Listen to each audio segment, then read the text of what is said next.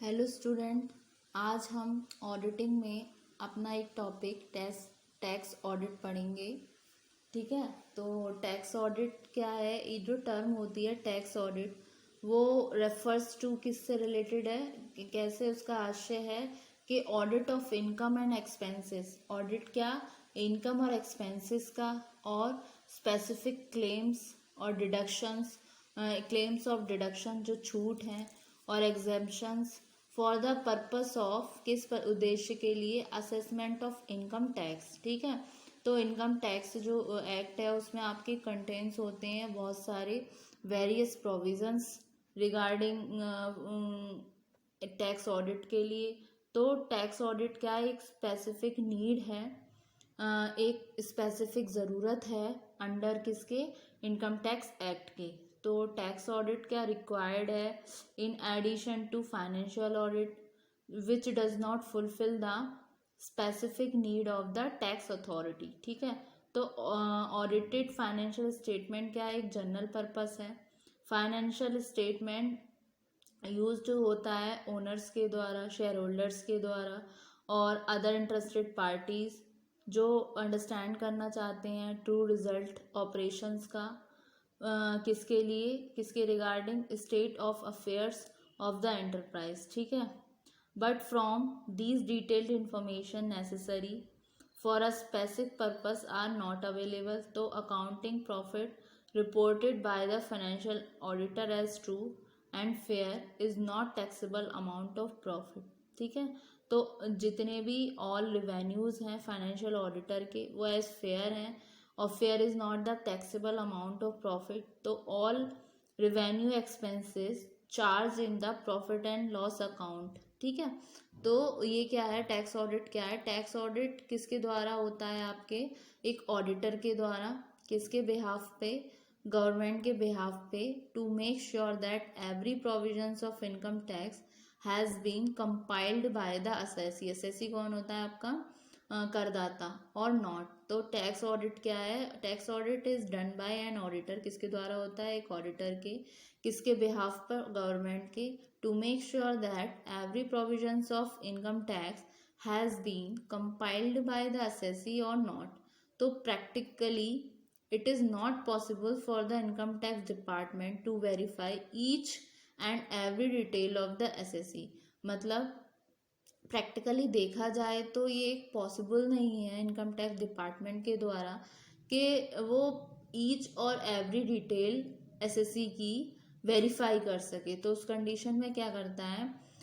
Tax audit किसके द्वारा conducted होता है? एक सीए के द्वारा। सीए यानी कि चार्टर्ड अकाउंटेंट, और एनी अदर पर्सन, और दूसरा person who can be appointed as an auditor, जो अपॉइंटेड किया जा सकता है as an auditor under section 141 of the companies act 2013। यानी कि टैक्स ऑडिटर कौन हो सकता है? टैक्स ऑडिटर हो सकता है चार्टर अकाउंटेंट, और एनी अदर पर्सन जो अपॉइंटेड हो सकता है ऑडिटर अंडर सेक्शन, किसके अंडर सेक्शन में? कंपनीज एक्ट 2013 के 141 सेक्शन के अंडर। ठीक है, और प्रोविजंस होते हैं कुछ रिगार्डिंग टैक्स ऑडिट के अंडर सेक्शन 44A(b), या फिर इनको बोला जाएगा मैंडेटरी टैक्स ऑडिट। तो according to section 44A(b) provides relating to compulsory audit are as follows. ठीक है, तो फर्स्ट है आपका, इफ द टोटल सेल्स, अगर टोटल सेल्स और ग्रॉस रिसीप्ट्स, जो आपकी सकल रिसीप्ट्स हैं बिजनेस की, of a business during the previous year exceeds, मतलब पिछले सालों से ज़्यादा हैं, कितनी? ₹1 करोड़, 1 करोड़ से ज़्यादा हैं। यानी कि जो आपकी टोटल सेल्स हैं या ग्रॉस रिसीप्ट्स हैं बिजनेस की, ज़्यादा हैं 1 करोड़ से पिछले साल की। ठीक है, उस कंडीशन में लगता है आपका मैंडेटरी टैक्स ऑडिट। ठीक है, प्रोवाइड होता है। फिर नेक्स्ट कंडीशन आती है, if the gross receipts of a profession, पहले में था बिजनेस के रिगार्डिंग, ये है आपके प्रोफेशन के रिगार्डिंग या बिजनेस या ठीक है या पेशा जो एक्सीड होता है ₹25 लाख से इन प्रीवियस ईयर, यानी कि पहले कंडीशन में क्या था, जब टोटल सेल्स और ग्रॉस रिसीप्ट्स बिजनेस की ज़्यादा हो आपके 1 करोड़ रुपीज़ से, तो उस कंडीशन में पिछले साल के मैंडेटरी टैक्स ऑडिट होता है। और दूसरा था आपका if the gross receipts of a profession, जो ग्रॉस रिसीप्ट हो प्रोफेशन की वो ज़्यादा हो 25 लाख से। उसमें क्या था, 1 crore total sales previous year business में। और इसमें दूसरी कंडीशन क्या है कि जो आपका प्रोफेशन है वो ज़्यादा हो 25 लाख से इन प्रीवियस ईयर में, ठीक है।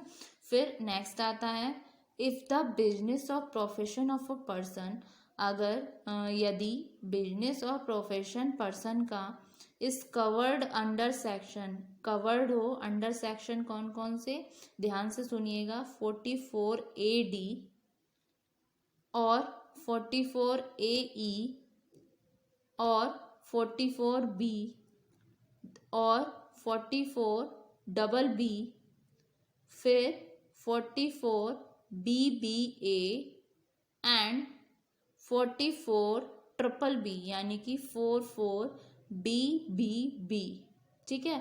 And assessee claims that his income from said business is less than as computed, मतलब एसएससी क्लेम करता है कि उसकी इनकम जितनी बताई गई है, जो बताई गई है वो कम है computed under above said section, जो कंप्यूटेड है अंडर जो एबव सेक्शन में बताया गया है।